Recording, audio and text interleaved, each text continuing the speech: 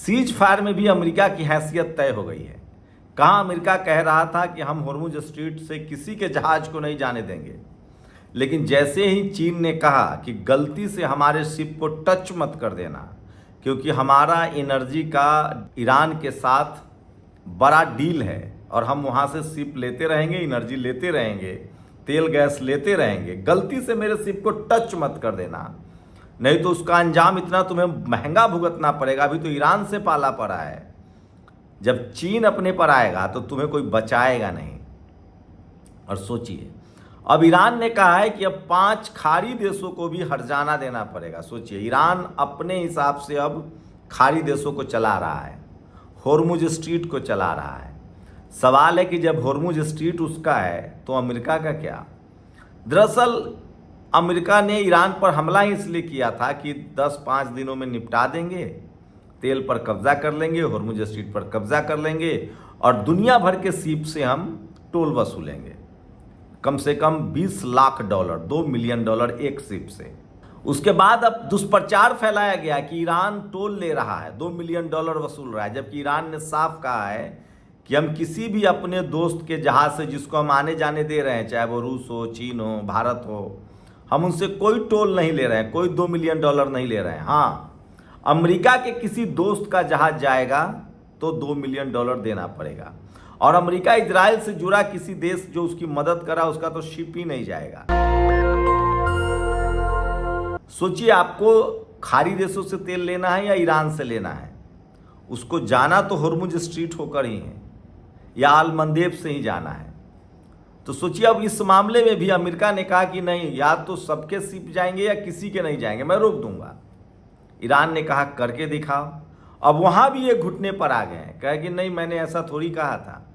तो सोचिए, Donald Trump सिर्फ और सिर्फ जुमलेबाज और ड्रामेबाज राष्ट्रपति साबित हुआ है। उसने अमेरिका की पूरी प्रतिष्ठा को मिट्टी में मिला दिया है, खाक में मिला दिया है। अब दुनिया का कोई भी देश अमेरिका की बात सुनने के लिए तैयार नहीं है, यही सच्चाई है।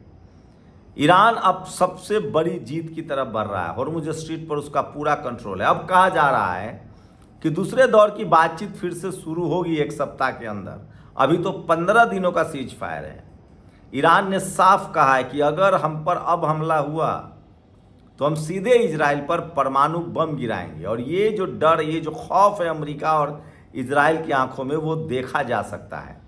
वही सबसे बड़ा ईरान का दोस्त इस बीच स्पेन साबित हुआ है। स्पेन ने अपना दूतावास भी ईरान में शुरू कर दिया है। तो ये है युद्ध की हकीकत। और सोचिए, अब ईरान ने कहा है कि खाड़ी देश कतर हो, सऊदी अरेबिया हो, संयुक्त अरब अमीरात हो, इन देशों को भी हर्जाना देना पड़ेगा कि ये लोग भी युद्ध में शामिल थे और अमेरिका सैनिकों की मदद कर रहे थे। लेकिन अमेरिका के हाथ कुछ नहीं लगा। अमेरिका अब सड़क पर है, पूरी तरह से बेनकाब हो गया है, नंगा हो गया है। सोचिए, अमेरिका और इजराइल ने हमला किया था कि ईरान पर कब्जा कर लेंगे, उसके संसाधन को लूट लेंगे, तेल पर कब्जा कर लेंगे, जैसे कभी इराक पर कर लिया था, लीबिया पर कर लिया था, अफगानिस्तान पर किया था, कभी वियतनाम पर हमला हुआ था। लेकिन सब कुछ तहस नहस हो गया। सोचिए, खाड़ी देशों से अमेरिका के सारे सैनिक अड्डे खत्म हो गए हैं। बहरीन हो, कतर हो, सऊदी अरबिया हो, ओमान हो, कुवैत हो, संयुक्त अरब अमीरात हो, जॉर्डन हो, सीरिया हो या फिर इराक हो, इन तमाम देशों से अमेरिकी सैनिक ठिकाने खत्म हो गए हैं। और सोचिए, इन तमाम देशों में जो संसाधन थे, जो तेल था, वो सब दुनिया भर में जो बेचे जाते थे उसकी रकम डॉलर में पेमेंट होती थी, पेट्रो डॉलर बोलते थे, और इस सबका कमीशन अमेरिका को जाता था। एक झटके में ये सारा कमीशन बंद हो गया। अब दुनिया में कोई भी देश अब अमेरिका की बात सुनने के लिए तैयार नहीं है। कोई देश अब डॉलर में तेल खरीदने के लिए तैयार नहीं है। अब जिस देश में तेल होगा वो अपने ही करेंसी में तेल खरीद सकता है, बेच सकता है। तो अमेरिका की सबसे बड़ी बादशाहत खत्म हो गई है।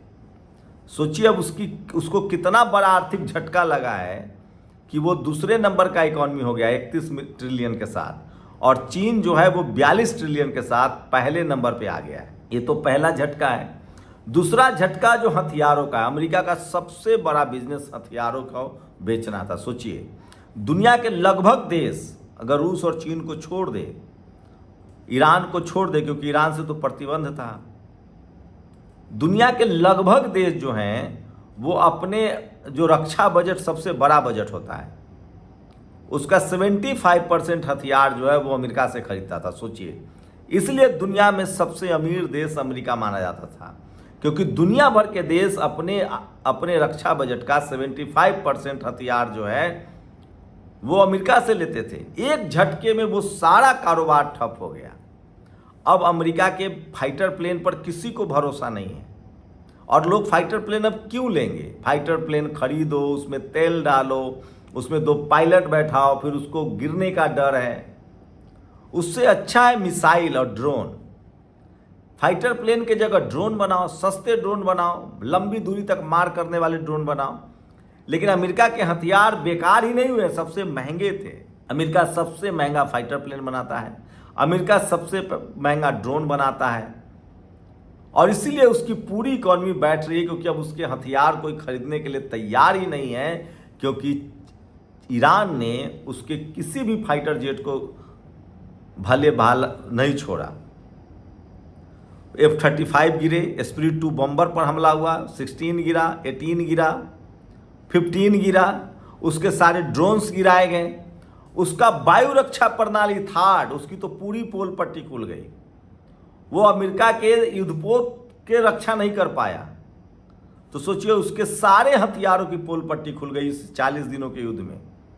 उसका जो वायु रक्षा प्रणाली है, जो मिसाइल फेंकता है और जिसे फाइटर जेट को मारा जाता है, वायु रक्षा पर थार्ड, वो फेल हो गया। पैट्रियट वो काम नहीं कर रहा है। यहाँ तक कि मिसाइल तकनीक पर भी अब सवाल उठ रहे हैं। तो सोचिए, एक ईरान ने अमेरिका को कहाँ कहाँ छेद कर दिया है, इसकी 2 उदाहरण मैंने बताए। अब तीसरा उदाहरण है उसका नेवी। बड़े बड़े युद्धपोत, कहा जाता था कि उसके जो जंगी जहाज हैं उसको कोई टच नहीं कर सकता है। 3 जंगी जहाजों पर ईरान ने मिसाइल दागा, और नतीजा ये हुआ कि अब कोई भी देश अब अमेरिका से युद्धपोत तो नहीं खरीदेगा। लिंकन की वही हालत हुई, जेराल्ड की वही हालत हुई, वुश की वही हालत हुई। उसके रडार वाले फाइटर जेट गिरे, उसके रडार वाले हॉक्स जो फाइटर प्लेन है उसको मारा गया। तो सोचिए, इस एक युद्ध ने अमेरिका को वहां खड़ा कर दिया है जहां से अब वो वापसी नहीं कर सकता है। पहले उसके लिए नाटो लड़ता था, यूरोपियन यूनियन लड़ता था, यूरोप के सारे देश उसके साथ खड़े हो जाते थे, yes sir yes sir yes sir करते थे। तो यूरोप ने पूरी तरह से अमेरिका का साथ छोड़ दिया है। कोई भी एक देश, स्पेन हो, बेल्जियम हो, हाल ही में उसने ग्रीनलैंड कहा था कि हम ग्रीनलैंड पर भी कब्जा कर लेंगे। उसके बाद से यूरोप नाराज था। इटली ने पहले मोर्चा खोला, फ्रांस ने मोर्चा खोला, जर्मनी ने मोर्चा खोला, इंग्लैंड ने मना कर दिया। तो सोचिए, एक युद्ध में हथियार गए, उसका पेट्रो डॉलर कारोबार गया, उसकी पूरी दुनिया में साख को बट्टा लग गया। अब कोई भी देश अमेरिका से न डर रहा है, न अमेरिका की किसी बात को मान रहा है। कोई भी अब उसके साथ जो ट्रेड एग्रीमेंट था, ट्रेड डील था, भारत के साथ वो दबाव बनाता था कि आप ईरान से तेल नहीं खरीदेंगे। अब भारत ने ईरान से तेल खरीदना शुरू कर दिया है, रूस से तेल खरीदना शुरू कर दिया है। तो सोचिए, एक युद्ध ने अमेरिका की क्या हालत कर दी है दुनिया में। अब दुनिया, क्यूबा कह रहा है कि हम तुम पर हमला करेंगे, हम पर हमला करके दिखाओ। तो इस एक युद्ध में अब बताइए, इससे बड़ी हार क्या हो सकती है? एक भी यूरोप का देश अब अमेरिका की हाँ में हाँ मिलाने के लिए तैयार नहीं है। मैंकरा ने तो बाकायदा उनकी पत्नी की तस्वीर जारी कर दी, जो हम दिखा नहीं सकते हैं। और एक हंगरी एक देश है, वहां एक किसी तरह का तानाशाह था जो 15 साल से प्रधानमंत्री था, वो भी ट्रंप का दोस्त और नेतन्याहू का दोस्त। चुनाव आयोग पर कब्जा, सुप्रीम कोर्ट पर कब्जा, संविधान पर कब्जा बदल दिया, टेलीविजन पर कब्जा कर लिया, अपना आईटी सेल चलाता था, विपक्षी दलों को सबको लोकतंत्र खत्म, विपक्ष को पूरा जेल में ठूंस दिया, सारे टीवी अखबार उसके बाद भी वो चुनाव हार गया। सोचिए, और डोनाल्ड ट्रंप का क्या होगा वो समझिए। देर सवेर उस पर, डोनाल्ड ट्रंप पर जो है वो महाभियोग लगेगा। वो अपना राष्ट्रपति कार्यकाल पूरा नहीं कर पाएगा। बराक ओबामा ने ट्वीट किया है कि अब डेमोक्रेसी का वक्त फिर से आ रहा है, तमाम तानाशाह हटाए जाएंगे, जैसे हंगरी में हुआ। तो दुनिया भर के जो लोग मीडिया पर कंट्रोल कर रहे हैं, विपक्ष पर कंट्रोल कर रहे हैं, जेल में डाले, उनको हंगरी से सबक लेना चाहिए। सोचिए, जेडी वेंस ने प्रचार किया था उसके लिए, बेंजामिन नेतन्याहू के बेटा ने प्रचार किया था, उसके बावजूद वो आदमी चुनाव हार गया।